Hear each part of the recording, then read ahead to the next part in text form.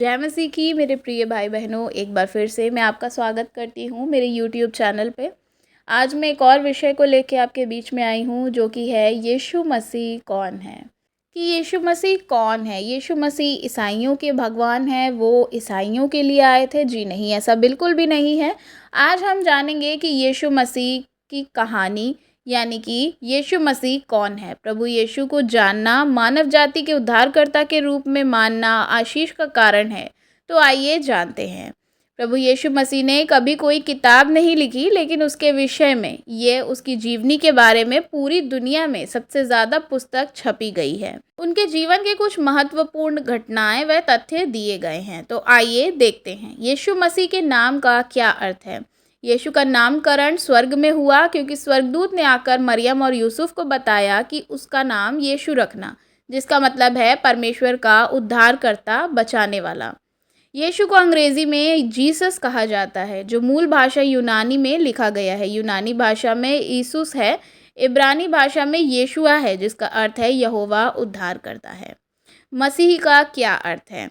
यीशु मसीह, मसीह कोई नाम नहीं बल्कि एक पदवी है, जिसका मतलब है अभिषिक्त या अभिषेक पाया हुआ।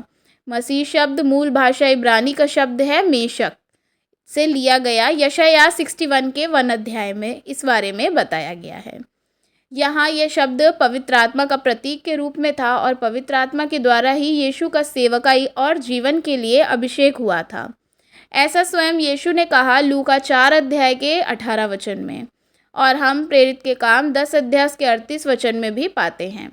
यीशु का जन्म मरियम नाम की एक कुंवारी कन्या के द्वारा हुआ। यीशु के जन्म की भविष्यवाणी पुराने नियम के लगभग सभी भविष्यवक्ताओं ने की थी, और जो कुछ उन्होंने यीशु के विषय में कहा था वह सब कुछ पूरा हुआ है। जैसे यीशु के जन्म की भविष्यवाणी यशायाह 9 अध्याय के 6 वचन में भी दी हुई है कि हमारे लिए एक बालक उत्पन्न हुआ, हमें एक पुत्र दिया गया, और प्रभुता उसके कांधे पर होगी, और उसका नाम अद्भुत युक्ति करने वाला, पराक्रमी परमेश्वर, अनंत काल का पिता और शांति का राजकुमार रखा जाएगा। उसके जन्म के स्थान की भविष्यवाणी मीका 5 अध्याय के 2 वचन में दी हुई है। हे बेथलेहम, यदि तू ऐसा छोटा है कि यहूदा के हजारों में गिना नहीं जाता, तो भी तुझ में से के लिए एक पुरुष निकलेगा, जो इज़राइलियों में प्रभुता करने वाला होगा, और उसका निकलना प्राचीन काल से वरन अनादि काल से होता आया है। उसके जन्म का चिन्ह यशायाह 7 अध्याय के 14 वचन में, इस कारण प्रभु आप ही तुम्हें एक चिन्ह देगा, सुनो, एक कुंवारी गर्भवती होगी और पुत्र जनेगी, और उसका नाम इम्मानुएल रखेगी। कि यीशु मसीह के जन्म की घोषणा लूका 7 अध्याय के 14 वचन में हम देख सकते हैं, जब जिब्राइल स्वर्गदूत ने उससे कहा, मत डरो, क्योंकि देखो मैं तुम्हारे बड़े आनंद का सुसमाचार सुनाता हूँ, जो सब लोगों के लिए होगा।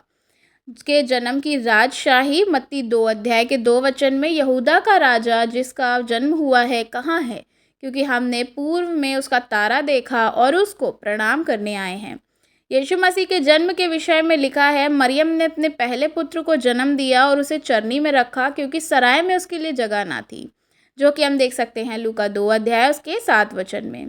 यीशु मसीह के जन्म के दिन खबर स्वयं स्वर्गदूतों ने चरवाहों को दी, और पूरा विवरण भी दिया कि बालक चरनी में कपड़े में लिपटा हुआ पाओगे, जो कि हम देख सकते हैं लूका 2 अध्याय उसके 8 से 13 वचन में। यीशु मसीह के जन्म के समय एक तारा दिखाई दिया, जिसका पीछा करके मंजूसी लोग पूर्व देश से यीशु मसीह से भेंट करने को आए थे। इसके बाद हम देख सकते हैं यीशु मसीह बचपन से ही बड़े विद्वान थे, क्योंकि उन्हें 12 वर्ष की उम्र में ही बड़े बड़े फरीसियों को, जो उस समय विद्वान कहलाते थे, अपनी शिक्षा से चकित कर दिया था। यीशु मसीह ने अपने जीवन काल में कभी भी किसी से भी, चाहे वो काम हो या शब्द हो, माफ़ी नहीं मांगी, क्योंकि यीशु मसीह ने अपने जीवन काल में कभी कोई गलती नहीं की, कभी कोई गलत शब्द नहीं कहा। यीशु ने पूरा जीवन निर्दोष और पाप रहित बिताया। वह पूर्ण स्वरूप में निष्कलंक थे। यीशु ने संसारिक पिता अर्थात यूसुफ को एक बढ़ाई थे, इसलिए यीशु भी उनके साथ बढ़ाई का काम करते थे। यीशु के कई भाई और बहन भी थी, जिनमें से 4 के नाम याकूब, योसेस, सिमोन और यहूदा है। बहनों के नाम बाइबल में नहीं दिए गए हैं, जो कि हम देख सकते हैं मत्ती 12 अध्याय का 46 से 47 वर्ष तक की, और 13 अध्याय का 55 से 56 वर्ष में भी। भाइयों में से याकूब के बाद में कलेशिया का अगुआ भी बना। यीशु मसीह ने 30 वर्ष की आयु में यूहन्ना बपतिस्मा देने वाले से यरदन नदी में बपतिस्मा दिया और पानी से बाहर आने के तुरंत बाद स्वर्ग में से परमेश्वर ने कहा, यह मेरा प्रिय पुत्र है जिससे मैं अति प्रसन्न हूँ। और यीशु पर पवित्र आत्मा कबूतर के समान उतरा। यीशु बपतिस्मे के तुरंत बाद 40 दिन और 40 रात निराहार उपवास किया और प्रार्थना किया, जहाँ शैतान ने उसकी परीक्षा ली, जिसमें यीशु ने पवित्र शास्त्र के द्वारा ही शैतान को परास्त कर दिया। यीशु ने उन 40 दिनों के उपवास और प्रार्थना के बाद लोगों के बीच अपनी सेवा शुरू की। उसकी सेवा काल में ऐसा कोई भी रोगी नहीं हुआ जो यीशु के पास आया और चंगाई ना पाया हो, फिर वो बीमारी कैसी भी क्यों ना हो। जब हम बात कर रहे हैं हु इज़ जीसस, तो ये बात दर्शाती है कि यीशु ही परमेश्वर है। यीशु के उपदेश इतने प्रभावशाली होते थे कि लोग उन्हें रब्बी अर्थात गुरुओं और गुरु कहकर भी पुकारते थे। उनकी शिक्षाएं विश्व प्रसिद्ध हैं, जिनमें से कुछ पहाड़ी उपदेश भी कहा जाता है, जिसने पूरे विश्व में प्रभाव डाला था। उसने अधिकार के साथ सिखाया, ये कहते हुए कि मैं तुमसे सच सच कहता हूँ, जो कि हम देख सकते हैं यूहन्ना 3 अध्याय के 3 वचन में। उसके सिखाने में सादगी और विनम्रता थी। उन्होंने कहा, मुझसे सीखो, मैं मन में दीन हूँ। उनकी शिक्षा का मुख्य उद्देश्य था पश्चाताप करो और मन फिराओ, क्योंकि स्वर्ग का राज्य निकट है, जो कि हम देख सकते हैं मरकुस 1 अध्याय के 15 वचन में। उनकी शिक्षाएं व्यवहारिक हैं और उन्होंने उन पर स्वयं भी अमल किया और इसके बाद कहा कि ऐसा ही करो, जो कि हम देख सकते हैं लूका 10 अध्याय उसके 37 वर्ष में। उन्होंने आत्मा के अभिषेक में होकर सिखाया और कहा, आत्मा मुझ पर है, मेरा अभिषेक किया गया है, जो कि हम देख सकते हैं लूका 4 अध्याय के 18 वचन में।